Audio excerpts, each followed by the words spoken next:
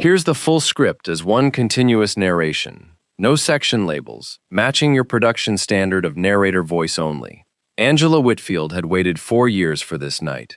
Her husband Marcus had told her the trip was strictly business. A security contract tied to the World Cup. Long hours, no cameras, no distractions. So when the broadcast cut to the crowd during a break in play, and the lens lingered on a couple near the tunnel, she almost didn't recognize him at first. The jacket was the one she'd packed for him herself. The laugh was the one she'd fallen in love with 15 years earlier.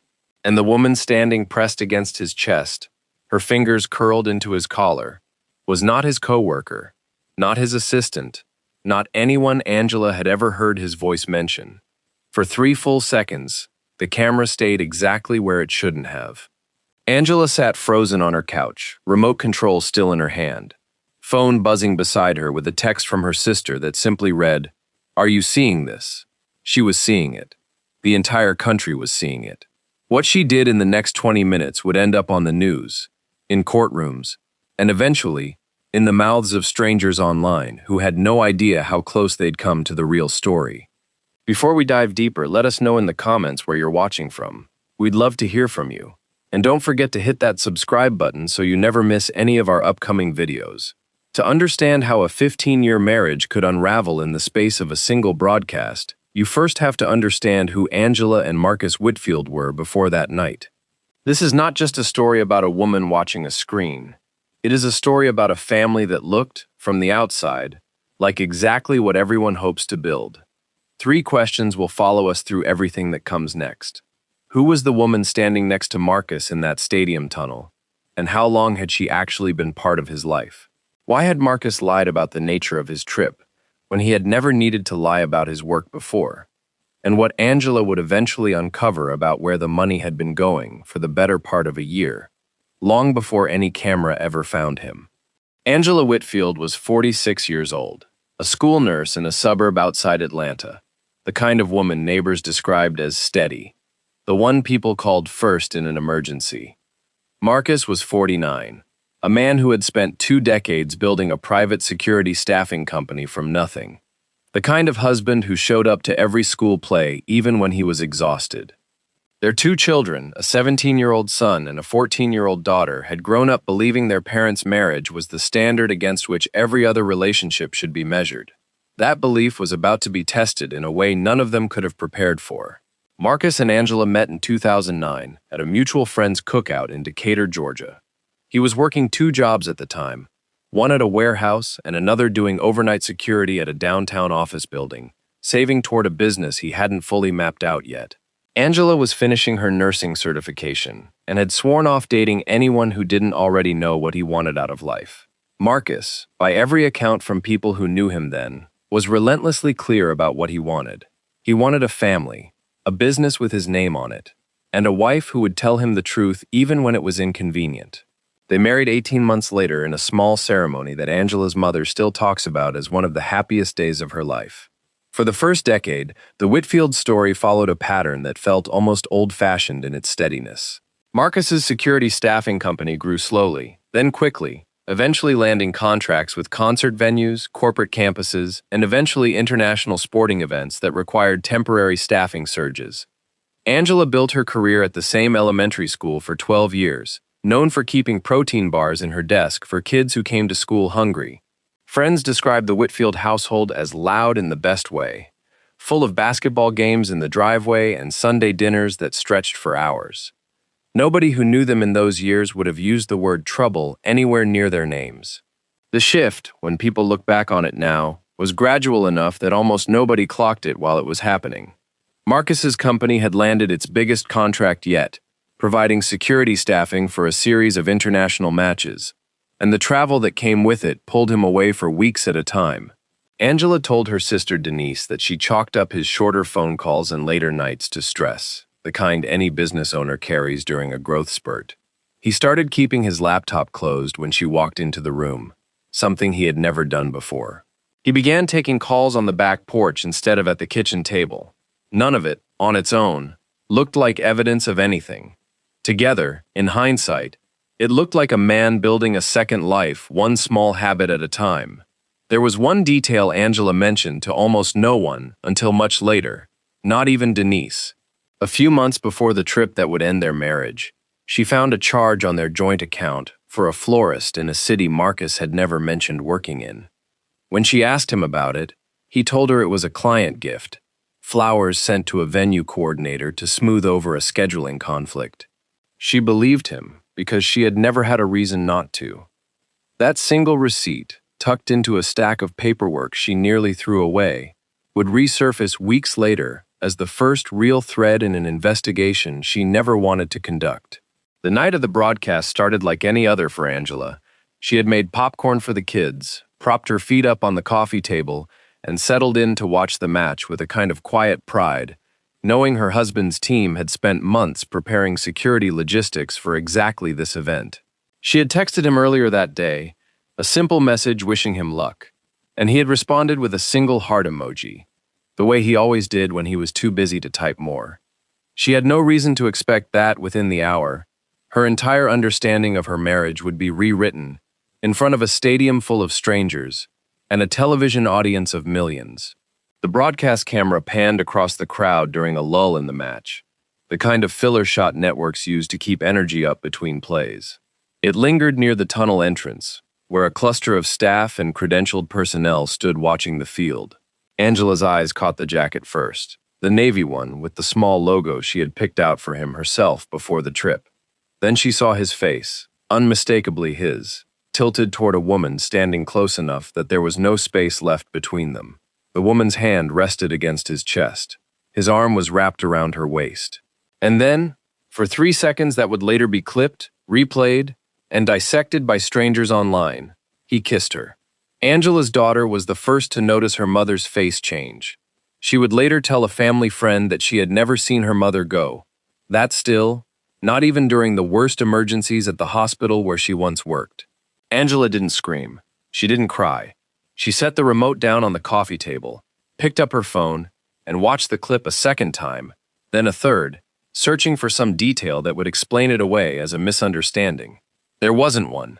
Within minutes, her sister Denise texted her the same clip, already circulating with captions asking if anyone recognized the man in the navy jacket. What Angela did next surprised everyone who knew her, including her own children. She did not call Marcus. She did not send a single text demanding an explanation. Instead, she muted her phone, walked upstairs, and sat on the edge of her bed for nearly 40 minutes without speaking to anyone. When she finally came back downstairs, she told her son and daughter that their father would call soon, and that whatever he said, she needed them to let her handle it her own way. Friends who spoke to her in the days that followed said this was the moment Angela decided she would not confront Marcus until she understood exactly what she was confronting. She wanted the truth in full before she gave him a single chance to shape it. Marcus called 40 minutes later, his voice tight, already rehearsing an explanation before Angela had said a word. He told her the woman was a local event coordinator, that the moment had been misread by the camera, that nothing had happened the way it looked. Angela let him finish. Then she asked him one question, calmly, the kind of calm that unsettles people more than shouting ever could. She asked him to tell her the coordinator's name. Marcus hesitated for nearly 5 full seconds before answering, and in that hesitation, Angela heard everything she needed to know. She hung up the phone without raising her voice, and from that moment forward, she stopped being a wife waiting for an explanation and became something closer to an investigator building a case. The name Marcus finally gave her was Vanessa Cole, described as a 29-year-old event operations coordinator who had worked alongside his staffing team for the better part of a year. Angela did not confront Vanessa directly, not yet. Instead, she did something that would later surprise even the private investigator she eventually hired. She began quietly gathering information on her own. She started with the family's shared cloud storage, where years of old photos and documents sat untouched, and found a folder of receipts neither she nor Marcus had opened in months. Hotel charges in cities tied to no contracts she recognized. Restaurant charges on nights he had told her he was working late at the home office. None of it, individually, was damning. Together it formed a timeline stretching back almost 14 months. For nearly 2 weeks, Angela kept her findings to herself, telling only Denise, who urged her to hire a lawyer immediately. Angela wasn't ready. She wanted to understand the full shape of what she was dealing with before she made any legal move that couldn't be undone. During this period, she made one mistake that nearly sent her down the wrong path entirely. A co-worker of Marcus's named Renee had appeared in several of the same hotel charge locations, and for several days Angela believed Renee was the other woman, not Vanessa. She spent almost a week quietly building a case against the wrong person, reading Renee's public social media accounts, cross-referencing dates, convinced she had found her answer. It wasn't until she finally hired a private investigator that she learned Renee had simply been staffed on the same contracts as Marcus for unrelated reasons and had no personal relationship with him at all. The investigator, a retired detective named Harold Boyd, who had built a career on infidelity and financial fraud cases, took less than 3 weeks to build a picture far more troubling than Angela had expected. Vanessa Cole was not simply a co-worker Marcus had grown close to during a stretch of heavy travel. She had been receiving regular wire transfers from a business account tied to Marcus's company. Transfers labeled as contractor payments for work. Harold could find no evidence she had actually performed. The amounts were modest at first, a few $100s here and there, but had grown steadily over the past year to several $1,000s a month. Angela sat across from Harold in his cramped office and asked him directly whether her husband was simply having an affair or whether something larger was happening with the business itself. Harold told her he wasn't certain yet, but that the pattern reminded him of cases where an affair was often the visible symptom of a much deeper financial problem hiding underneath it. While Angela worked quietly with Harold, the public side of the story had already taken on a life of its own. The stadium clip had been viewed tens of millions of times, and internet sleuths had identified both Marcus and Vanessa within days, digging through old social media posts, tagging mutual friends, speculating wildly about who was to blame. News outlets picked up the story as a human interest piece about public infidelity in the age of viral cameras, running segments that focused entirely on the emotional betrayal, without any knowledge of the financial questions Harold was quietly chasing. Angela found herself in the strange position of being publicly pitied by strangers online, while privately holding information that suggested the real story was far more complicated than a simple affair. The breakthrough came when Harold traced one of the wire transfers to a shell account registered under Vanessa's name, in a state where Marcus's company had no active contracts at all. Angela remembers the exact moment Harold showed her the paperwork, sitting in his office with a cup of coffee going cold in her hands. The account had received a single deposit of nearly $200,000 4 months earlier, funds that Harold traced back to a client escrow account Marcus's company managed, on behalf of a major event promoter. It was money that did not belong to Marcus, did not belong to the business in any legitimate sense, and had been moved in a way clearly designed to avoid detection during the company's regular financial audits. Angela realized in that moment that she was no longer investigating an affair. She was looking at evidence of theft. What Angela learned next reshaped everything she thought she understood about her husband's relationship with Vanessa Cole. Vanessa was not simply a woman Marcus had fallen for during months of shared travel. According to records Harold uncovered, Vanessa had worked previously for the same event promoter whose escrow account had been drained, and had been quietly recruited by Marcus more than a year earlier, specifically because of the access her prior role gave her to financial systems most staffing coordinators never touched. The affair, painful as it was for Angela to process, appeared to have grown out of something that started as a business arrangement between two people who had found a way to move client funds without triggering the internal alerts that would normally catch such activity. The $200,000 was only the beginning.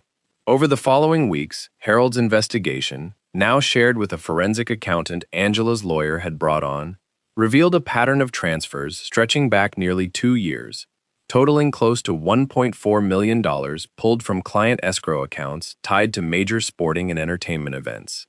Marcus had used a portion of these funds to cover a shortfall in his own company's operating budget after losing a major contract 18 months earlier, a loss he had never told Angela about, choosing instead to let her believe the business was thriving exactly as it always had. The rest of the money, investigators would later determine, had gone toward a second apartment Marcus kept in a city 3 hours from their home. an apartment leased under Vanessa's name, but paid for entirely through funds traced back to the missing escrow accounts. Angela confronted Marcus for the first time in person nearly 6 weeks after the broadcast. In a meeting arranged through their respective lawyers, rather than the kitchen table conversation either of them might once have imagined. She did not ask him about Vanessa. She placed the forensic accountant's report on the table between them and asked him a single question: whether he understood what he had actually done to their family, their children's future, and the trust of every client whose money he had quietly redirected. Marcus, according to Angela's account and later confirmed by her lawyer, did not deny the numbers. He told her he had planned to pay it all back once a new contract came through, that he had never meant for it to grow as large as it had, and that Vanessa had known from the beginning exactly what the money was and where it came from. The final piece of the twist arrived almost by accident, when the event promoter whose funds had been drained conducted its own independent audit after noticing discrepancies unrelated to Marcus's case entirely. That audit confirmed the missing amount and, more importantly, uncovered email correspondence between Marcus and Vanessa discussing a plan to relocate overseas together within the next year, using a portion of the remaining funds to establish a new business under Vanessa's name in a country with no extradition treaty for financial crimes of this scale. Angela learned in the same week she filed for divorce that her husband had not simply betrayed her with an affair.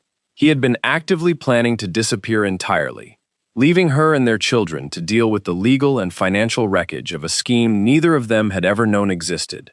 The criminal case against Marcus moved faster than Angela expected once the promoter's audit became part of the official record.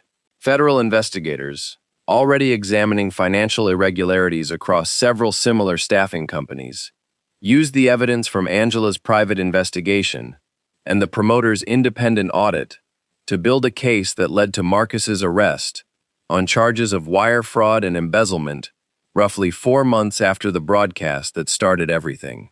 Vanessa was charged separately, accused of knowingly assisting in the movement of stolen funds, though her lawyer argued she had been misled by Marcus about the true source of the money for much of their relationship.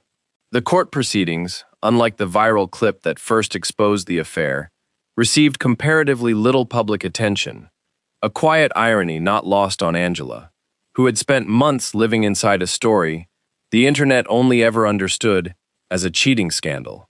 Angela's divorce was finalized before Marcus's criminal case concluded, and she was awarded primary custody of their 2 children, along with a portion of what remained of the couple's shared assets, though a significant amount had already been seized as part of the ongoing federal investigation. She sold the family home within the year, telling friends she could no longer walk through rooms that held 15 years of memories she now understood had been built alongside a hidden second life. Marcus eventually pleaded guilty to reduced charges in exchange for cooperation with investigators pursuing the broader network of financial misconduct tied to the event promoter's other regional contracts, receiving a sentence that would keep him away from his children for the majority of their remaining teenage years. What stays with people who followed this story closely is not the stadium kiss itself, but everything that Kiss accidentally exposed. A single unplanned camera angle, meant to fill a few seconds of dead air during a match, ended up unraveling a financial scheme that might otherwise have continued for years, hidden behind a marriage that looked, from every outside angle, like a success story.